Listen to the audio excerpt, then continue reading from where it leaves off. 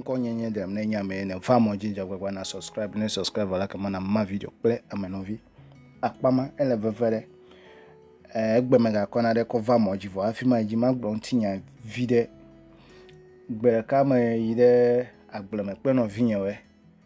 alebe hemi va kede agbleme de mi kpo amede le mi fa agbleme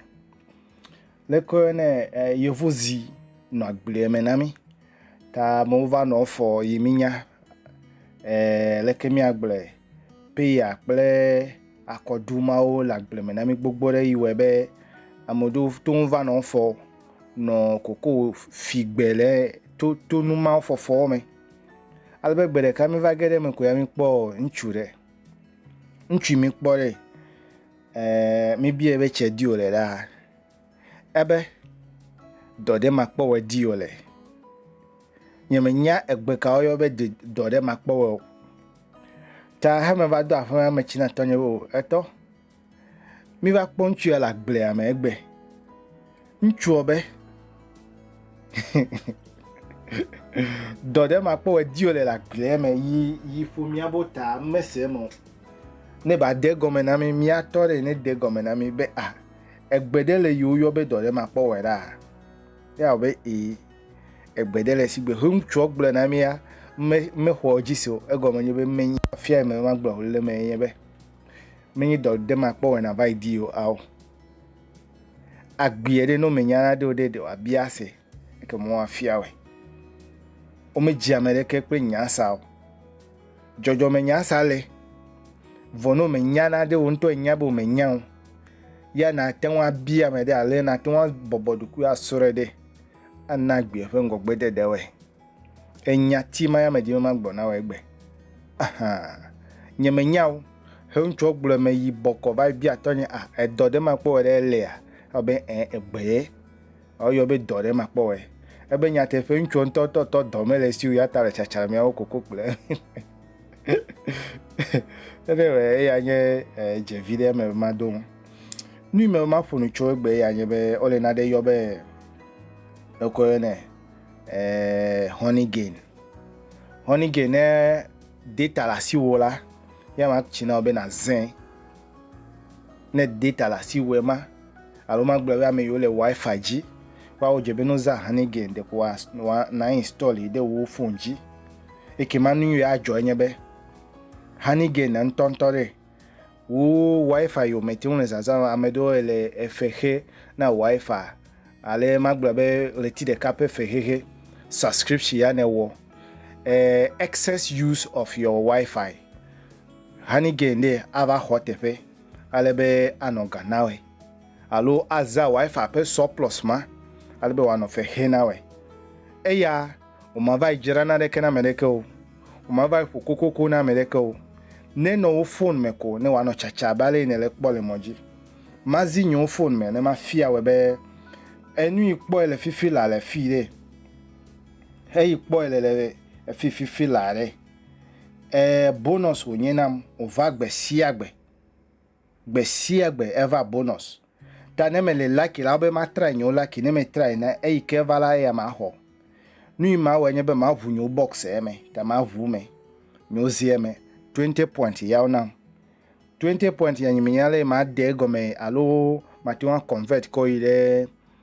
dollar mo ne na semo bo it's very good ma globe do de ma po we fe de ma nyimo wo dole ke bo ole bonus nam ta ma lon de jibe no ko de nyo account me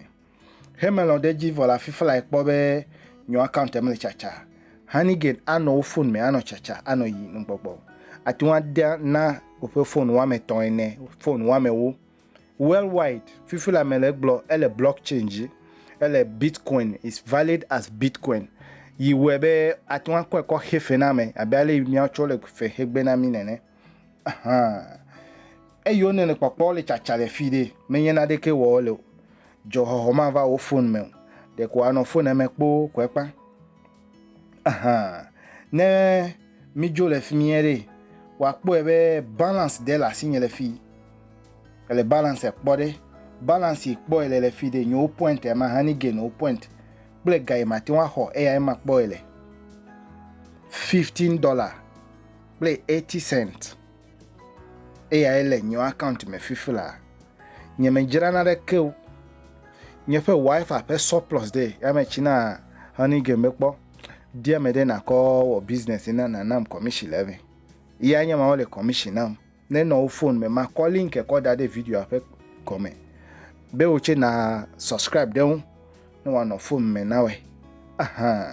ma gble na de kele wo na ga me de o je be na de na de ko de PayPal me afina to an de ga ya de e je me ne one no $20 ape wa ti wan de ne me de $20 de ma ti wan do vone enlo nya technology won video la enu me ma glo be na ti wan de ko de me ya nye ope wallet ye over pule fifila ya nye wallet ya ole ya be jump stack jump task ekpedade jump task ane va zen la de kuna ne mezie asiji fifila me gbozi gbe fifila be na boy na ti wan switch you can switch in between ma fie ko cha de hunzi de ka be na seme me na de ke gbegble o ma gbo be enye wallet e fia be te pe yo die ga onye wallet digital wallet na me sia me abale Binance le de ko ne Trust wallet le abale other wallet ole gbogbo de clever pleto mi we digital wallet anye obenka jump task wallet ta ne ko ide fumala you will have other expectation mazi asijine na ekpoda de ta automatically la you can withdraw the account no nyebe ne create account play jump task ema ta gba wa bu account play jump ekema wo Honeygain fe egala wati wan de ko de mens de ka ma hia be na po $20 ape na ti wan do na dibe ya de le PayPal nye PayPal me gbo be mi ade then you can convert it and you can use the money for something else ekpo dade ta fifla maga tro emezi ekpo ma fifla maga si Honeygain wallet ekema nyo ga trova nyo no fena ne wo $20 kola mazi PayPal ko fiam oko ga cover de nyo PayPal me iya so ya me ka cover emoji egbe be ewele me le Togo le Ghana here me pa akpasi akpa na kpo yes it is possible for you to cash money with this. In otherwise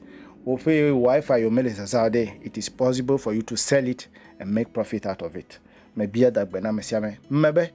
ne va moji jagbagba na subscribe ne subscribe for the kemana ma video plan novi subscription de na de ke o ma hola si o asina na ji o ma ho na de ke la si o is free of charge mede kuku ne me jagode won kura chede o ya nam thumbs up ekema do mahima va kpo do kunye jesi matro ekama mi anokame vivito okere okay na vilo lowe